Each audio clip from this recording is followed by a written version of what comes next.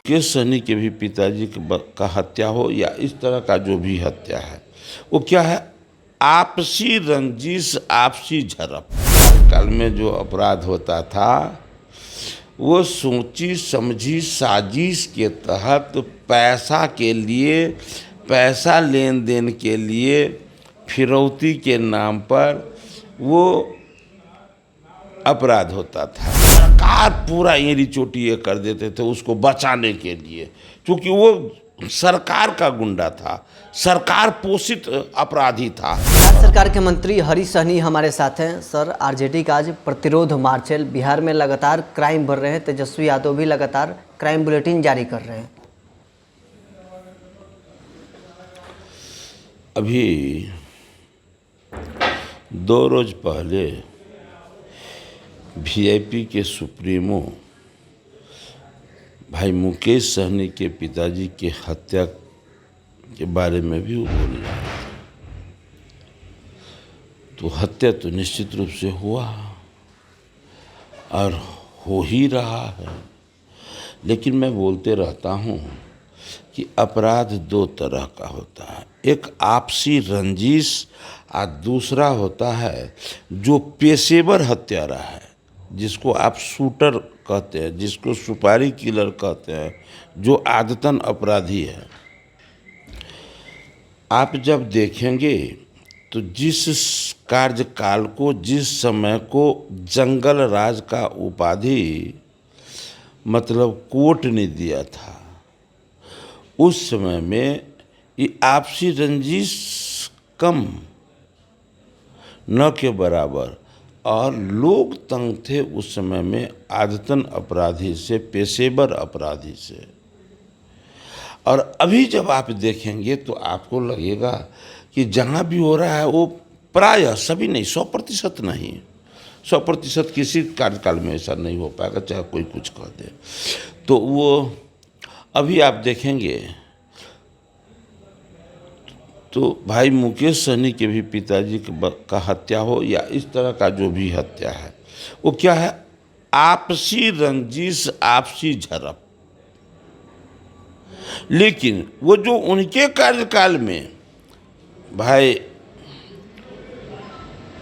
क्या कहते हैं कि जो तेजस्वी जी जो बोल रहे हैं, तो इनके पिताजी के, इनके माताजी के कार्यकाल में जो अपराध होता था वो सोची समझी साजिश के तहत पैसा के लिए, पैसा लेन देन के लिए, फिरौती के नाम पर वो अपराध होता था।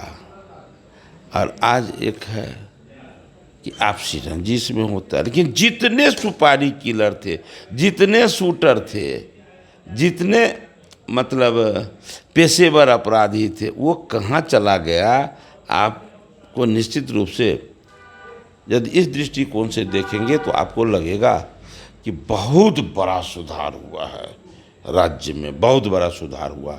मैं नहीं कहता हूँ कि अब घटना नहीं घटती है। अब जो घटना, पहले जो घटना घटती थी तो सरकार पूरा एड़ी चोटी ये कर देते थे उसको बचाने के लिए, क्योंकि वो सरकार का गुंडा था, सरकार पोषित अपराधी था। और आज का एक दिन है कि आज कोई एक आदमी अपराध करता है, चाहे वो जहाँ चला जाए, पुलिस का हाथ उसके गिरेबान तक पहुंचता है और वो सलाखों के अंदर होता है। यही अंतर है। नीतीश कुमार कल समीक्षा बैठक भी किए थे बढ़ते अपराध को लेकर। आप भी सरकार में मंत्री हैं। अपराधियों पर आखिर नकेल सरकार कसने में सफल क्यों नहीं हो रही है? यदि हम सफल नहीं होते तो खास कारणों से नाम का उद्भेदन नहीं किया गया था। नहीं तो 8 घंटे में मुकेश सहनी के पिताजी का जो हत्या हुआ तो 8 घंटे में वो सारा नाम आ गया था। लेकिन कुछ परिस्थिति बनी, उस समय में मुहर्रम का समय था, कुछ ऐसी परिस्थिति बनी जो उद्भेदन नहीं किया गया, लेकिन 8 घंटे में नाम आ गया था। तो आपको ये मानना पड़ेगा कि हर सूरत में सरकार अपनी काम कर रही है। लेकिन जो अपराधी, जो उस समय के जो आदतन अपराधी है, वो जो कुछ ऐसा काम कर रहा है तो वो जो अपराध कर रहा है तो पकड़ा भी जाता है, इसमें कोई संदेह नहीं। और उसको सज़ा दिलाने के लिए सरकार पूरा एकदम से जिम्मेवार है। सरकार चाहती है कि वैसे अपराधी वो दंड के भागी बने, उसको सज़ा हो, ये हम लोग चाहते भी हैं और परिवर्तन भी हुआ है। और आरजेडी कर रही कि नीतीश कुमार से बिहार संभल नहीं रहा है, वो छोड़ दे, तेजस्वी कैसे बिहार को चलाया जाता है वो दिखा देंगे।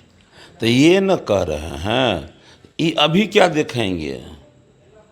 15 साल देखे हुए हैं बिहार के लोग, फिर दिखाना चाहते हैं। ये सुनिए कि लोग जो है जिस दिन ये ऐसा बोल देते हैं तो पेपर पूरा बिहार में खूब बिकता है।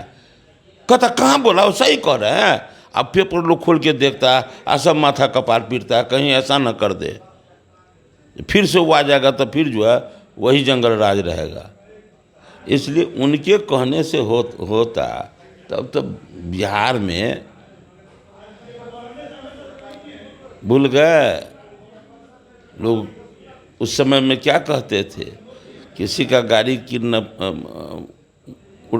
मतलब उठ जाता था, किडनैप हो जाता था, तो लोग क्या कहते थे, कहे जाते हो थाना में, दरबार में जाओ। और दरबार उस समय में किसको कहता था, वो कहने की आवश्यकता नहीं है। इसलिए उनके कहने से ये बिहार का स्थिति सुधरेगा नहीं, बिगड़ेगा।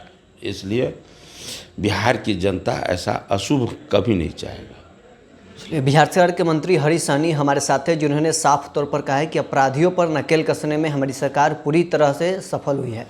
पटना से न्यूज़ 4 नेशन के लिए नरोत्तम सिंह।